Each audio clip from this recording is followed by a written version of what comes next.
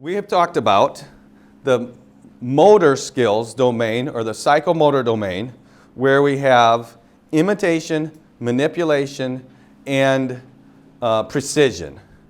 And then we talked about the affective domain, where we go through a process of receiving, believing, acting upon, becoming the information that we are told. So receiving, responding, valuing, organizing, characterization. Okay? Now, we're going to talk about the fun one. For all you brainiacs, this is the fun one. It's called Bloom's Taxonomy. B-L-O-O-M'(S), taxonomy. And Bloom's taxonomy of the cognitive domain. Okay? Now, just to tell you a little story, the only reason it's called, there was 5 or 6 men who collaborated on organizing these and giving these particular names to these levels. What Bloom and his friends did is nothing new. Fact of the matter is, we can see it, if we look for it, we can see it in the Bible. Different levels of understanding and knowledge and all, whatever. But they put these terms to it and these labels on it that the rest of the world has said, that makes sense. Let's use that naming convention. Okay? For that matter, Carlos Linnaeus gave us kingdom whatever. Right? Does the Bible have a classification system? Yeah. Kinds. And there's other words. I'm not the Creation Museum. I'm just a little part of the... No. But there's beasts, creeping things, right? So the Bible has some classification system too. So just because some guy came along and did it doesn't mean they invented it. They discovered it. They put a set of labels on it that rings true and is easy for people to accept and work within. So Bloom and his buddies gave us these 6 levels and titles. The reason it's called Bloom is because his last name started with the letter earliest in the alphabet. Because there was enough people involved in this project that you say Bloom et al. And the title of the work. So everyone else, all the et als are unnamed, and maybe they were smarter than Bloom, for that matter. They're probably all pretty intelligent. But that's just a little story. Okay? So Bloom's taxonomy of the cognitive domain. So let's see how well we've been paying attention. What is the first level of mental facilities? What's the first level in the cognitive domain? Everybody should know this.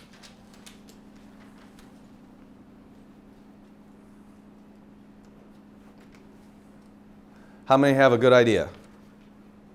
How many don't have a good idea? See, now, Davey, you should have a really good idea. And now that should be a hint to the rest of you. How many have a good idea? Okay, so some more people caught on. Dave, what was your last answer in this class? Memory. And I said that's in the cognitive domain. I said that's the first level, right? So memory. So when you remember something, in this sense that we're talking about memory of a piece of information. Okay? So memory of a piece of information. We would call that knowledge. All right?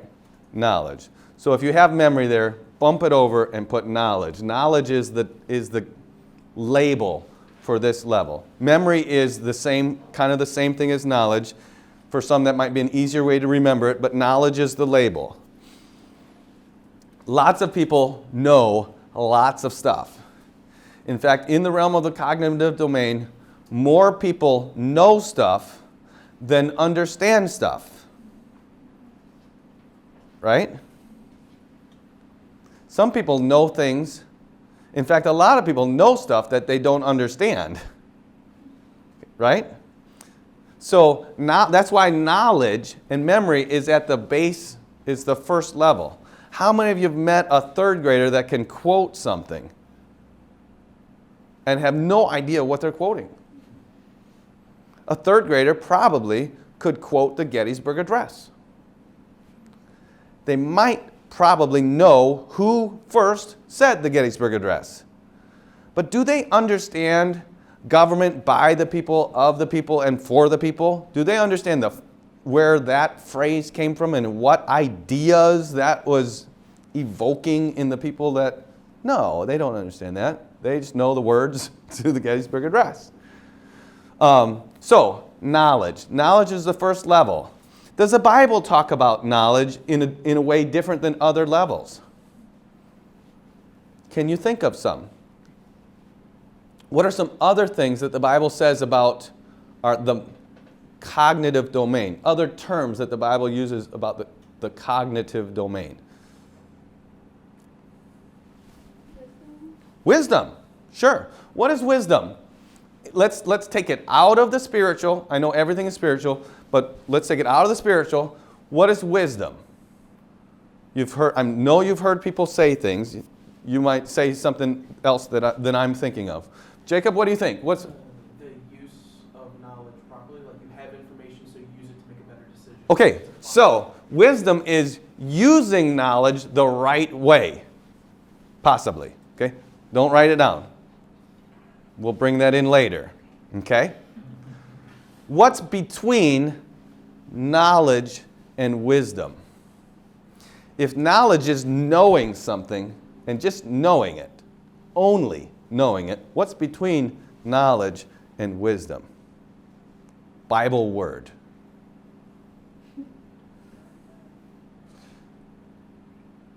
Fill in the blank. And with all thy getting, get understanding. Okay? The educational word is going to be comprehension. Okay? Knowledge and then comprehension. Okay? We really have to comprehend something before we can take that piece of knowledge and use it in the right way. Use it wisely, right? So we know something, we understand what it is, we understand how it relates to other things, and then we use it wisely. Okay? So I would say the Bible gives us about 3 levels of the cognitive domain. Educators have knowledge, comprehension, and then let's say they divide wisdom into some other particular areas. In fact, go ahead and draw this. If we're going to pick, one way to picture the cognitive domain is in a circle. Okay? Do that with your computer. Okay? So I know you could, but it's going to take a few more keystrokes. So this is knowledge. The circle is knowledge. And inside knowledge is comprehension. Okay? And let's say inside comprehension is wisdom. And wisdom has 4 particular ways it can go. Boom, boom, boom, boom. Okay? So knowledge, comprehension, and then let me get it. There, other people have organized it in other ways, and I want to put it in that order. So then we have application, analysis, synthesis, and evaluation. Okay? So those are the 6 labels. Knowledge, comprehension, application, analysis, synthesis, and evaluation. Now, let's try to, I'll give you a little idea of what those last 4 are, and hopefully I can remember to remind us of how all of those are like a subset of what we would call wisdom. Okay, so application. Application is when you transfer knowledge to a new setting. Now, don't get the idea of new too, like it's totally unrelated. It's not unrelated, but so application is most easily seen when someone solves a problem. How many of you have ever solved a problem? You have. When you solved a problem, you were presented with a problem, right? So we're getting real deep into the psychology of solving problems, okay? Psychology of solving problems. I have a problem. What do I have to do? I look at the problem and I identify that there's some things in there, in that problem, that I've seen before. Why have I seen it before? Because I learned something before, right? And the thing I learned before, I did more than just learn, I understand it, okay? I understand a principle, and I see a connection between this problem and something I know. So I identify the problem, I identify the type of problem, I reach back over here to all the different things that I know and understand, and I choose one of them to apply to the problem.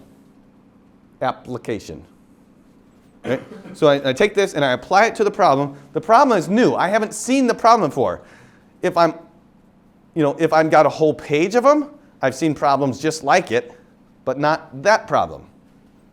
Okay? Understand? So the problem, and the teacher gave me a bunch where I'm always going to use this solution. Why?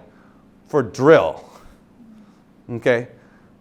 And the teacher probably told me, I mean, the book was written in such a way, but when I get to the test, there's going to be 17 different problems, and they're all going to need, I know 17 things, but I have to look at these problems, how does that apply to this? Choose this one, take it, apply it to this problem, solve the problem correctly. Application. Does that explain to you, hopefully, what application is? Okay, so it takes wisdom. Now, we very much put wisdom on a high spiritual level, but using knowledge correctly, wisdom, if we use that idea of wisdom, it takes wisdom to solve a problem. I have a problem. I have lots of information. I can't just throw everything I know at it. I can't just throw anything I know at it. I have to choose wisely the right solution, the right thing that I know, and apply it to the problem, and then I get an A. Right? Okay, so that's application. Analysis. Analysis is when you reduce complex issues into its components. Reduce complex issues into its components. So analysis, we could say, okay, guys, you're watching the football game, right? Or you're listening to the baseball game. Nobody's eyes are lighting up. What? Okay, all right. So, and there's always two people, right? There's always two people. There's the play-by-play guy, and what is he doing? He's just describing what is happening. He's kind of just giving you information. He's giving you knowledge. It's up to you to comprehend what he's talking about. How many of you have ever listened to the play-by-play and had no idea what's going on? You ever turned a hockey game on the radio? It's like, what is that? Well, they must have scored. Okay, that's kind of the knowledge, and depending on your understanding to put it together. But who's the other guy? He's the analyst, right? And what is he doing? How many of you you're probably none of you old enough. Maybe not. What's his name? John Madden. He is the analyst, right? All of a sudden, the screen freezes, and he got X's and O's and lines going all over. And he saw this whole play. When we watched the play, we were like, there's the quarterback, there's the ball. Wow. How did they do that? I don't know. But he took those 22 guys on the field, saw how this guy did this guy missed that, this guy pushed this guy out of the way, and all of a sudden there's a hole and it was a touchdown. To us, it was a touchdown. We were excited. He broke down all the different parts, right? Breaking it down. You're going to break it down. Analyze it. Okay? So, and in an academic sense, it takes wisdom. He's got a lot of experience. He's seen it, but you look at the big picture and say, what are the different parts of this? It's kind of fun, humorous to think about that in sports, but let's just take no explanation, no analysis, but just showing that something that's not like that needs analysis. Syrian refugees. Is that just one thing, or is there a lot of different parts to that? There's a lot of different parts to that. There really is. And so, you can't say, or immigration. We need to solve immigration. We need one comprehensive bill. A comprehensive bill will take care of immigration. All we need is one solution. No, we don't need just one solution. We have all kinds of issues going on. We need to break them down. What's the problem here? What's the solution there? Break this down, whatever. Okay? So that's the idea of analysis. And it takes wisdom. You have to know some stuff, you have to understand some stuff, and then you have to say, okay, how does this, you recognize similarities here and similarities here and differences here and here, and you break things into its components. Analysis. Okay? Synthesis. All right, so if analysis is breaking something down, what is synthesis? Joy? Combining. Okay. That's exactly the same idea as I thought, but I couldn't read your lips because I was thinking of putting things together. Okay, putting things together and combining. See, now everybody look at me. See, they don't look the same. So I couldn't read her lips. But combining, putting things together. A word that we use academically is creating.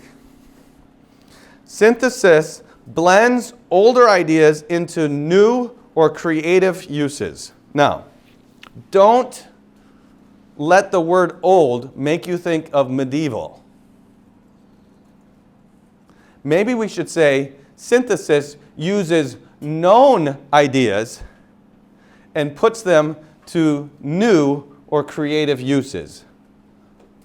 Okay, it's not like it's old. It is old in the sense that I already know it. It already exists. How many of you have ever created something? All of you have. All of you have. Okay.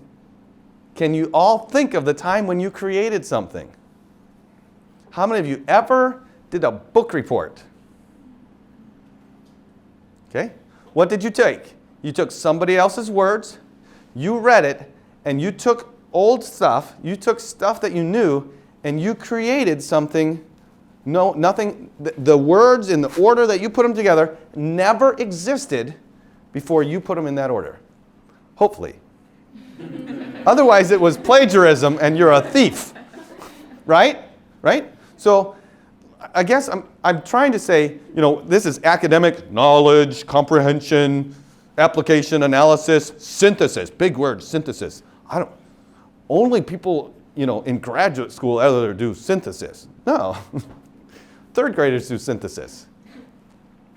It's not very beautiful, but it's synthesis. They take something, they take information they know, and they create something with it. So anytime you write a paper, that's creativity. Maybe your paper is not as creative as someone else's, but you're creating something. So that's synthesis. And you can't, okay, have you ever seen, maybe the third grader isn't synthesizing, they're just trying. And it doesn't look very good because they have no understanding. Think about what would the product be if you had knowledge, no understanding, and you created something. We've probably seen stuff like this. If you read something, in fact, it occurs to me that I was talking yesterday, I read something somebody wrote, and I knew more about the subject, very, very important details about the subject that was clear he didn't know. And since he didn't know those things, he didn't understand the situation, and his creativity or his evaluation of the situation was totally without merit. Because what he created was made without all the facts. Okay? So, let's say you can create something without understanding, but it is not going to be very reliable, valid, whatever, worthwhile, anything like that. Okay? So we really need wisdom in order to create something, right? See how that synthesis is kind of a subset of wisdom? Using information wisely. Okay? When we analyze, we use our knowledge wisely to break something down. When we create something, synthesize, we use what we know to put it together in the correct manner, in a pleasing manner. Finally, evaluation. Evaluation. So evaluation is the idea, and this is the idea of generates criteria for judging. When we say the word evaluation, you probably automatically think of judging. Maybe you don't. Maybe that word didn't come to mind. But if I'm going to evaluate you, if you come up for evaluation, you're getting judged, right? The important thing, academically, the important thing in this list, as far as since this is in the cognitive domain, it's that there's a criteria. Generates a criteria for evaluation, or for judging. Okay? So, if you come up for evaluation, let's say Sarah comes up for evaluation, and I say, Sarah, you're terrible. Okay? You're terrible. And here's the reasons. In this area, you haven't done this. In this area, you've done it wrong. You're messing up all the time. In this area, this, and okay. So what do I have? I have criteria, and she knows she's terrible. Okay? Right? So, but there's criteria. There's reasons. There's reasoning. Right? Okay. Let's restart that. You know what? You're terrible.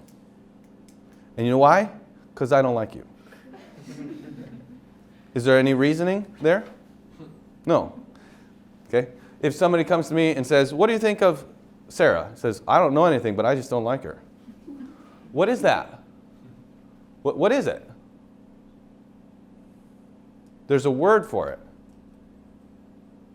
I don't know, but I think. You ever said that? I don't know, but I think. What are you giving when you say, I don't know, but I think? An opinion. Okay? So in the technical sense, in a technical sense, all opinions have no rationale. They have no reasoning. When you say, I don't know, what are you saying? I don't have any reasons, but this is what I think. This is my opinion. So opinions are irrational. They are, right? They have no rationale for them. Now, sometime when you say, this is my opinion, in fact, one of my favorite men to read, pastors to read, has a blog, and it's called What is Truth? And the subtitle is Opinion Based on the Bible. Okay, so opinion based on the Bible, or based on the truth, is really going to be evaluation, right? Because it's, what is he doing? If he's doing what his title says, he's looking at something and he's looking at a criteria. He's measuring it, he's judging it according to a criteria, and his criteria is the Bible. Okay? So he's really giving an evaluation. But how many people would read his blog if he said evaluation according to biblical criteria? I mean, we would still read it. But if he says opinion based on truth, that kind of has a little more ring to it. In our culture, we have mushy definitions.